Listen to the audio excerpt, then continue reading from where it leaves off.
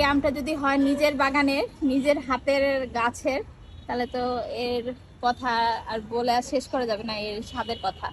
পরিমাণে সতেজ আর একটা তাজা। আসসালামু আলাইকুম, সবাইকে শুভ বিকাল। তো প্রতিদিন একটা একটা করে আম পাকে, আর আমরা একটু একটু করে ভিডিও ক্লিপ করি আর আপনাদের সাথে শেয়ার করি, যেহেতু আমাদের এই ছাদ বাগান শখের, প্রত্যেকটা গাছও খুব শখের।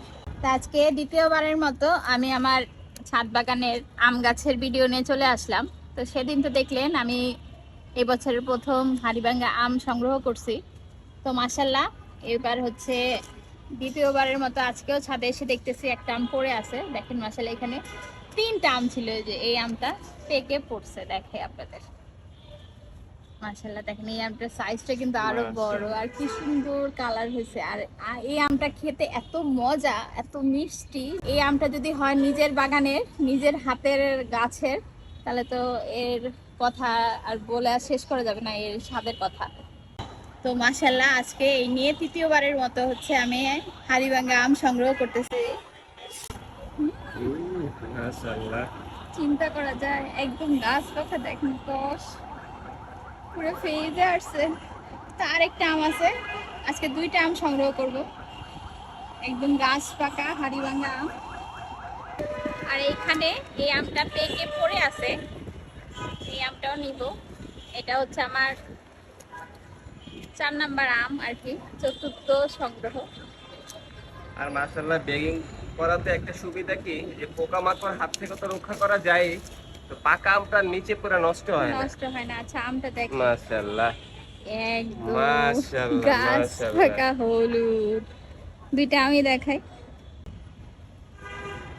এই যে মাশাআল্লাহ, একদম কোনো রকম কোনো বিষ ফরমালিন কোনো কিচ্ছু না, এরকম তাজা আম শুধুমাত্র বাগানের উছিলায়, ছাদ বাগানের উছিলায় আমরা খেতে পারি। আপনারা আসলে যারা ছাদ বাগান করার জন্য আগ্রহী, অবশ্যই আপনারা যারা বড় গাছ দিবেন অবশ্যই হাফ ড্রামে দিবেন, তা না হলে এরকম ফলন পাবেন না। এবং দেখেন মাশাআল্লাহ দিলে আমার গাছে এখনো পর্যাপ্ত পরিমাণে আম আছে।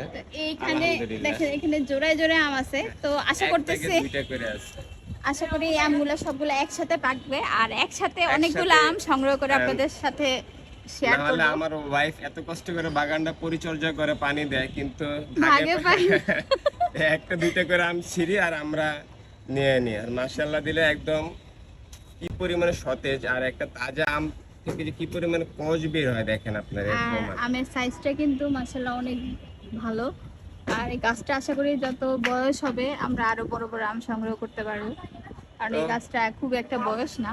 তো চলুন আমরা আপনাদেরকে এটা কেটে দেখাই, আমগুলা দেখতে এর ভিতরে কালারটা কেমন।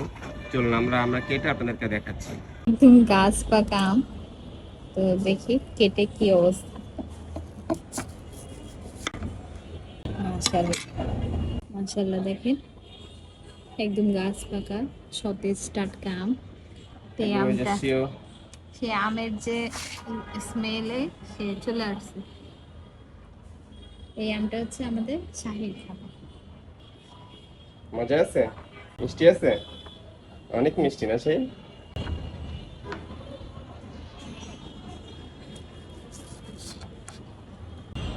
ওকে একটু দাও। তো এই তো আজকের ভিডিও আমার এই পর্যন্তই। সবাই ভালো থাকুন, সুস্থ থাকুন, আল্লাহ হাফেজ।